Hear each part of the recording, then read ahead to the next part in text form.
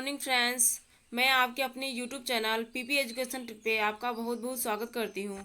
आज मैं आधुनिक भारत का इतिहास का 5वां भाग लेकर आई हूँ। इससे पहले आप भाग 4 तक नहीं देखे हैं तो डिस्क्रिप्शन में लिंक दिया गया है, आप वहाँ पर जाकर देख लीजिए। इसमें जितने भी क्वेश्चन हैं मोस्ट इम्पॉर्टेंट हैं, जो पेपर में बार बार पूछे गए हैं। क्लास खत्म होने के बाद आप कमेंट बॉक्स में ज़रूर बताएं कि आपको कितना क्वेश्चन पहले से ही पता था। तो चलिए इसी के साथ आपका आज का पहला प्रश्न है, जलियांवाला बाग हत्याकांड के विरोध में किसने वायसराय की कार्यकारी परिषद से इस्तीफा दिया था? Option number A CV Ramaswamy Iyer, B Muhammad Ali Jinnah, C BN Sharma, D Sankaran Nair. इसका सही answer option number D Sankaran Nair होगा। जलियांवाला बाग के विरोध में के फलस्वरूप शंकरन नायर ने वायसराय की कार्यकारी परिषद से इस्तीफा दिया था। अगला क्वेश्चन देखते हैं, जलियांवाला बाग हत्याकांड की घटना किस किस दिन घटी थी? Option number A 16 April 1919, B 13 April 1919, C 3 April 1919, D 14 April 1919। इसका सही answer option number B 13 April 1919 होगा। जलियांवाला बाग हत्याकांड की घटना 13 अप्रैल 1919 को अमृतसर के जलियांवाला बाग में घटित थी। इस दिन लोग रोलेट एक्ट के विरोध के लिए जलियांवाला बाग में एकत्रित हुए थे। नेक्स्ट क्वेश्चन देखते हैं, गदर जनरल सबसे पहले किस भाषा में प्रकाशित हुई? Option number A Urdu, B अंग्रेजी, सी पंजाबी, डी पश्तू। इसका सही answer option number A Urdu होगा। 1913 में गदर पत्रिका का प्रकाशन उर्दू भाषा में हुआ था। उसके पश्चात इसे अंग्रेजी, पंजाबी और पश्तू में भी प्रकाशित किया गया। अगला क्वेश्चन देखते हैं, चंद्रशेखर आज़ाद की शहादत किस तारीख को हुई थी? ऑप्शन नंबर ए 27 फरवरी 1931, बी 11 फरवरी 1931, C 13 April 1931, option number D 14 August 1931। इस क्वेश्चन का सही आंसर ऑप्शन नंबर ए 27 फरवरी 1931 होगा। चंद्रशेखर का जन्म 23 जुलाई 1906 में मध्य भारत में हुआ था। एक मुठभेड़ में 27 फरवरी 1931 को वे शहीद हो गए। अगला क्वेश्चन देखते हैं, भारत में पहली बार जनगणना कब की गई? Option number A 1884, B 1872, C 1881, D 1891। इस क्वेश्चन का सही आंसर ऑप्शन नंबर बी 1872 है। भारत में पहली बार 1872 में जनगणना की गई थी, परंतु व्यवस्थित प्रकार से 1881 में पहली जनगणना की गई। अगला क्वेश्चन देखते हैं, भारत की प्राचीन कला को पुनर्जीवित करने के लिए Indian society of oriental art की स्थापना किसने की? Option number A Abanindranath Tagore, B Rabindranath Tagore, C Surendranath Ganguly, D Mukul Dey. इस क्वेश्चन का सही answer option number A Abanindranath Tagore होगा। अवनींद्रनाथ टैगोर ने Indian society of oriental art की स्थापना कलकत्ता में की थी। वे सरकारी कला विद्यालय के मुख्याध्यापक भी थे। अगला क्वेश्चन, निम्नलिखित में से कौन सी पुस्तक गांधी जी द्वारा लिखी गई थी? Option number A Hindu view of life, B Hind Swaraj, C discovery of India, D my truth. इस क्वेश्चन का सही answer option number B Hind Swaraj होगा। महात्मा गांधी ने 1919 में हिंद स्वराज पुस्तक लिखी थी।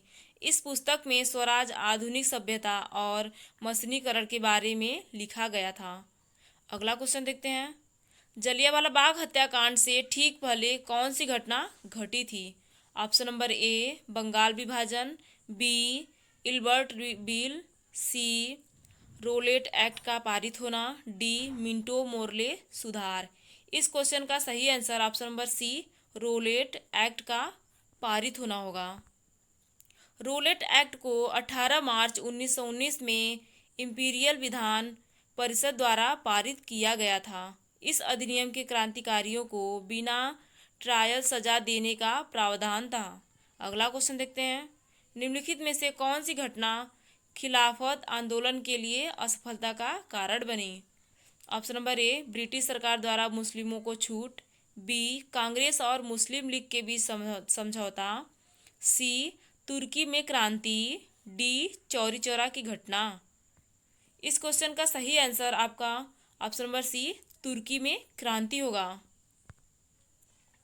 1922 में तुर्की में मुस्तफा कमाल पाशा के नेतृत्व में क्रांति हुई। इसके द्वारा तुर्की में धर्म निरपेक्ष सरकार की स्थापना की गई। इसके साथ ही तुर्की की सरकार ने 2 साल के भीतर खिलाफत आंदोलन को दबा दिया।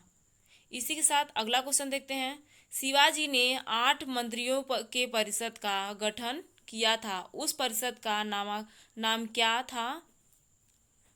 क्या था? ऑप्शन नंबर ए न्याय प्रधान, बी अष्टसेना, सी अष्टसिद्धि, डी अष्ट प्रधान। इस क्वेश्चन का सही आंसर ऑप्शन नंबर डी अष्ट प्रधान होगा। शिवाजी महाराज ने प्रशासन को सुचारू रूप से चलाने के लिए 8 मंत्रियों की परिषद अष्ट प्रधान का गठन किया था। इस परिषद की स्थापना 1674 ईस्वी में की गई थी। अगला क्वेश्चन देखते हैं, 1802 में ब्रिटिश ईस्ट इंडिया कंपनी के साथ बसाई की संधि पर किसने हस्ताक्षर किए? ऑप्शन नंबर ए बाजीराव द्वितीय, बी बाजीराव प्रथम, सी सुल्तान बहादुर, ऑप्शन नंबर डी उपयुक्त में से कोई नहीं। इस क्वेश्चन का सही आंसर ऑप्शन नंबर ए बाजीराव द्वितीय होगा। बसाई की संधि पर 31 दिसंबर 1802 को हस्ताक्षर हुए। यह संधि ब्रिटिश ईस्ट इंडिया कंपनी और बाजीराव द्वितीय के बीच हुई थी। नेक्स्ट क्वेश्चन देखते हैं, भारत में सहायक गठबंधन किसने शुरू किया? Option number A lord Clive, B lord Wellesley, C lord Cunningham, D lord Canning. इस क्वेश्चन का सही answer option number B lord Wellesley होगा। सहायक गठबंधन की शुरुआत लॉर्ड वेलेस्ले ने की थी। वे 1798 से 1805 तक गवर्नर जनरल थे। हैदराबाद का निज़ाम इसमें सबसे पहले शामिल हुआ। इसके मैसूर और अवध के नवाब भी इसमें शामिल हुए।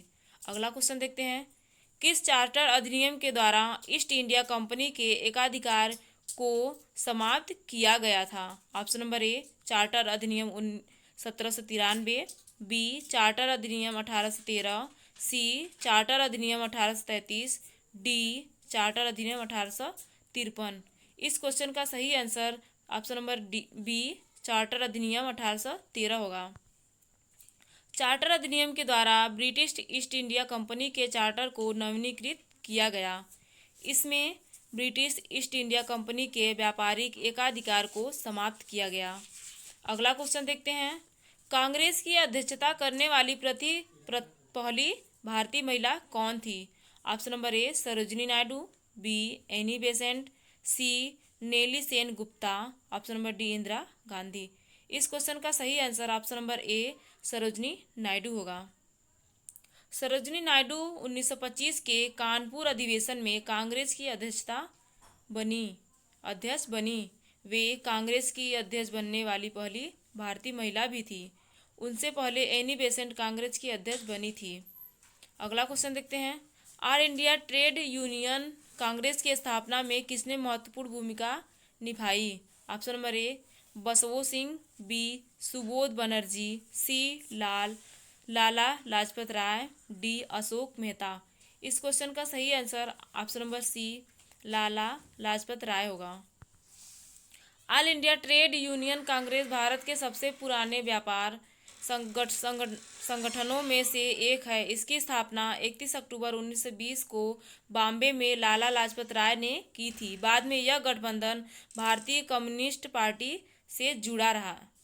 अगला क्वेश्चन देखते हैं, दूसरा गोल मेल सम्मेलन कब हुआ था? ऑप्शन नंबर ए 17 नवंबर 1932, बी 12 नवंबर 1930, सी 7 सितंबर 1931, डी 7 सितंबर 1932। इस क्वेश्चन का सही आंसर ऑप्शन नंबर सी 7 सितंबर 1931 होगा।